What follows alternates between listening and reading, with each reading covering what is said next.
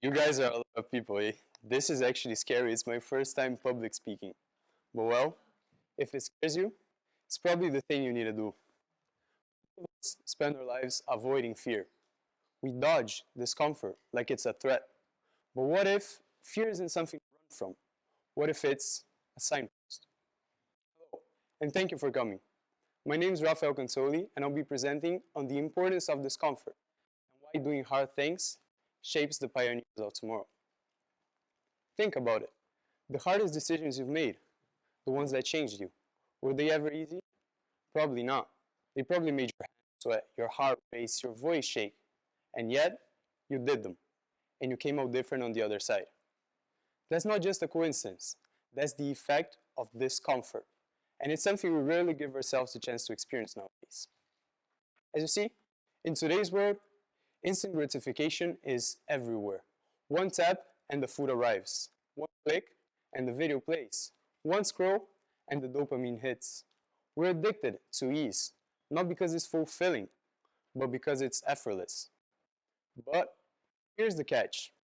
The more we feed into our need for comfort, the more our tolerance for challenge shrinks. When we're honest, we know this. Growth and comfort cannot coexist. You cannot become more while staying exactly where you are. Every revolution requires a breaking, a stretch, a risk. We've been taught to crave ease, to avoid awkwardness, to wait until we feel ready. But here's the truth. Comfort is a beautiful place, but nothing ever grows from it. So today, I want to talk about the importance of choosing discomfort. Not because it's easy, but because it transforms us. Because every time you do that thing that scares you, you're becoming someone new. So let's talk about what happens when you stop avoiding discomfort and start chasing it. When I lived in Brazil, I was comfortable. I had everything a kid could want. Friends I loved, a family nearby, a language and a culture that felt like home. Life was safe, familiar, and easy. But that comfort didn't last forever. My parents made the decision to move to Paraguay, and while it wasn't something I chose, it changed everything. Suddenly, I was uprooted. I found myself in a place where I didn't know the people, I didn't know the language, the culture, and I didn't feel like I belonged. I wasn't comfortable in every possible way. But looking back, that discomfort was a turning point. That if it weren't for those moments, those long days I struggled to communicate, or those nights that I wish I could go back, I wouldn't be fluent in three languages as I am today.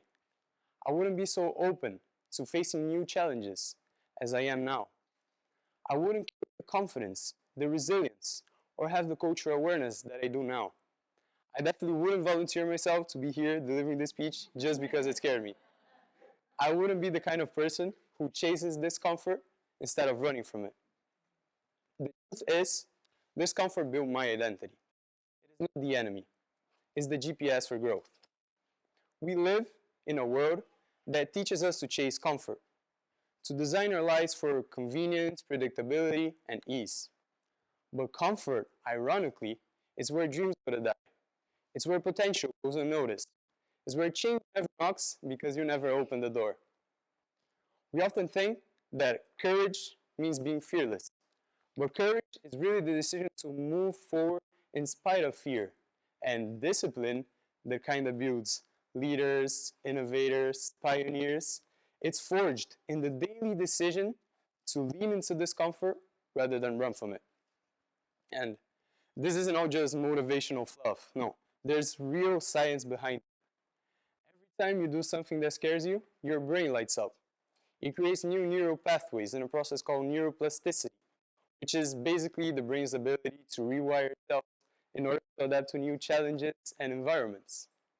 What's fascinating about neuroplasticity is that it doesn't only apply to young people or children, it's active throughout our entire lives. In fact, engaging in cognitively challenging activities is one of the strongest ways to keep your brain healthy as you age. Study shows that people who consistently push themselves to step outside their comfort zones preserve cognitive function a lot longer than people who don't, and may even have a delayed aging. So, in other words, Doing the uncomfortable not only helps you grow, it helps you stay mentally agile and resilient for life. Think about how powerful that is. Every time you do something you don't want to do, choosing to study when you want to scroll, learning a new language, stepping outside your comfort zone, you're building yourself a stronger, more adaptive brain. You're increasing your capacity to not only endure life, but to fully engage with it. Think about the people we admire. Leaders, innovators, pioneers, they all have one thing in common. They did the uncomfortable thing. They risked failure. They spoke up. They leaned into the awkward, painful, and uncertain moments and found something powerful on the other side. One of the biggest lies that we tell ourselves is that we have to be ready. You don't have to be ready. You have to be willing. Growth doesn't ask for you to feel confident. It asks you to be courageous instead. Readiness is often just procrastination in disguise, a way of saying, I'll grow later, when it's safer. But it's never safe and it's never easy. And that's exactly why it's worth it. Discipline now is the quiet partner of discomfort. It's what makes us keep pushing even when every fiber of us wants to quit. It's what makes the uncomfortable not just bearable, but transformational. You don't become great by doing what's easy. You become great by doing what's hard consistently.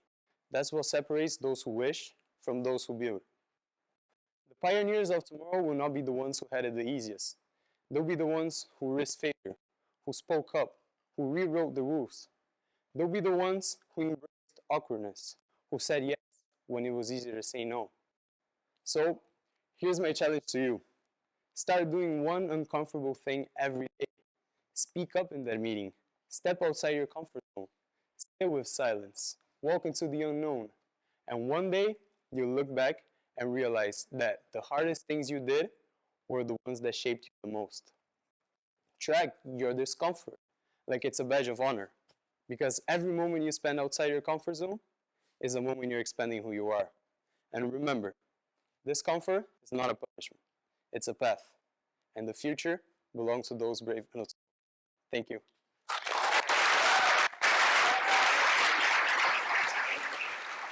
Thank you.